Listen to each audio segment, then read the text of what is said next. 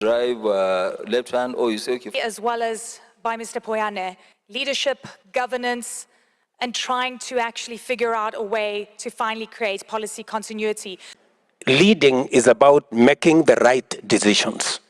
And always I am challenged because when I make right decisions, people always tell me, you know, you have to think about your re-election.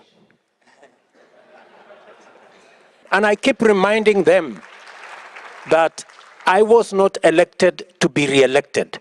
I was elected to transform the country. Hey, let me ask you this. I remember when I speak in some fora, and people come and whisper to me, oh, you know, don't say too much because you see, you know, these people might get annoyed with you and, you know, I'm asking myself, it's not in my place to say what people want to hear or what is popular. It is my position to say what is right. And you know, what is right is not necessarily popular. Yes. And it is the conversation. That's very. It is the conversation we are having in Kenya. When I came into office, I told the people of Kenya, our savings as a percentage of GDP is around 10, 11%. Other countries are in the region of 40, 50. China is at 55% percentage of saving.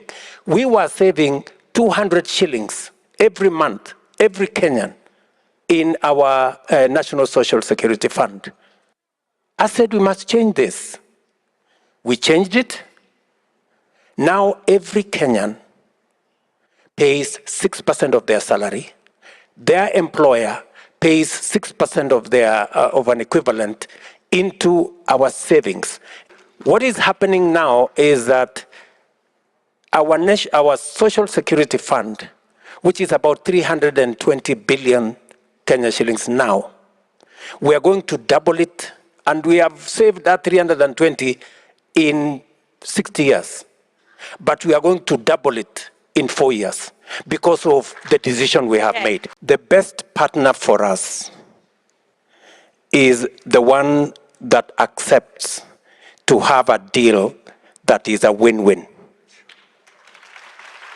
We must continuously, in whatever engagement, we must keep our interests at the center of our focus. If we sign a bad deal, we must not finger point.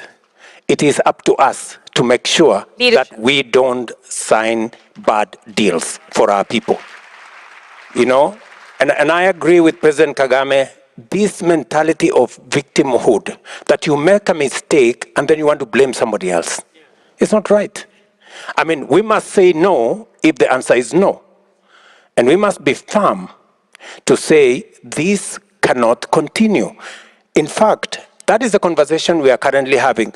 We are telling our friends, the architecture that exists, the financial architecture that exists is faulty. It is unfair. It is not right. It must be changed. When we started that conversation, it looked weird.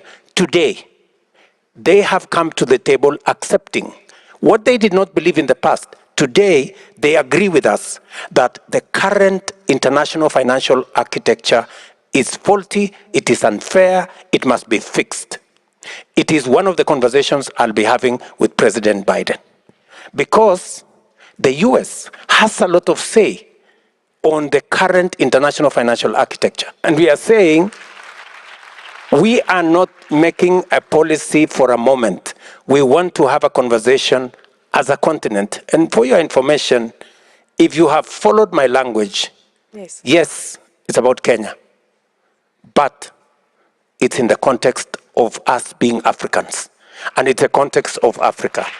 Among the conversations we are going to have is about peace, security, and stability. We have seen the US, we have seen Europe spend billions in Gaza, billions in Ukraine. Have you seen billions in Africa? No, I have not. So this is the conversation we want to have. I mean, we have issues in Eastern DRC. We have issues in Somalia. We have issues in Sudan. We believe that a proper partnership should be structured between Africa through the AU, with the US, with the EU, on how stability matters wherever that is. And it matters Whether for them it as is in well. Africa, or it is in Gaza, or it is in Ukraine, it is about people. And there are no better people than others. You know, it is, for example, the reason why Kenya is going to participate in securing Haiti, because we are a responsible global citizen.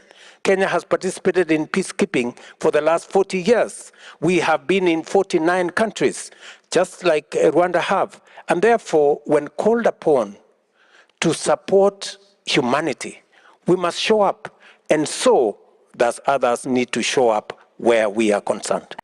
We are struggling to get market elsewhere when we are not trading enough with ourselves.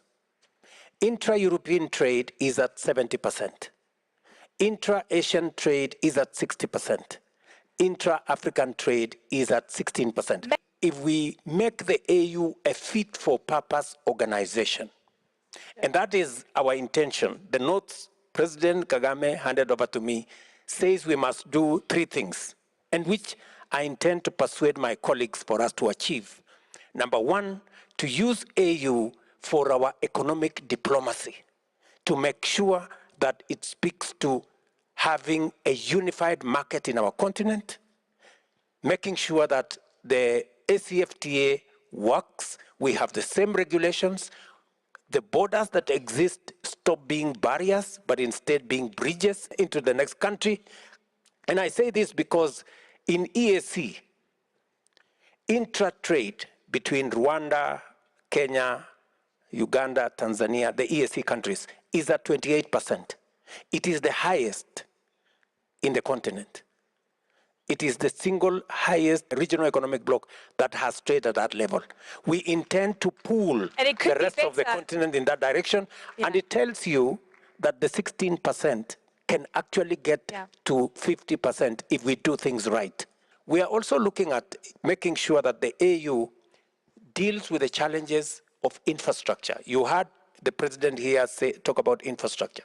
We must make the AU fit for purpose to focus on a few things, not too many things: security and stability, economic, diplomacy, infrastructure, period.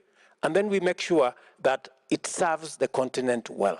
It will give us voice, it will speak for reasonable numbers, it will help us push against unfair trade deals, because we have the numbers to say no to the EU if we are standing as Africa.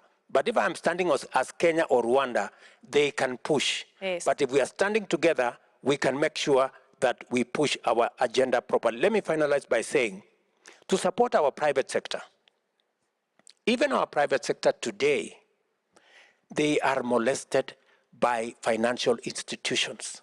They are told, you are investing in the wrong place. You cannot put a factory in Africa, it is risky. They are charged high interest rates. That is our responsibility. The AU must be able to fight for a fairer international financial architecture that de-risks investments in Africa and allows investors like Aliko and others who have the courage to invest in our continent to get resources at rates that make business sense for them to invest.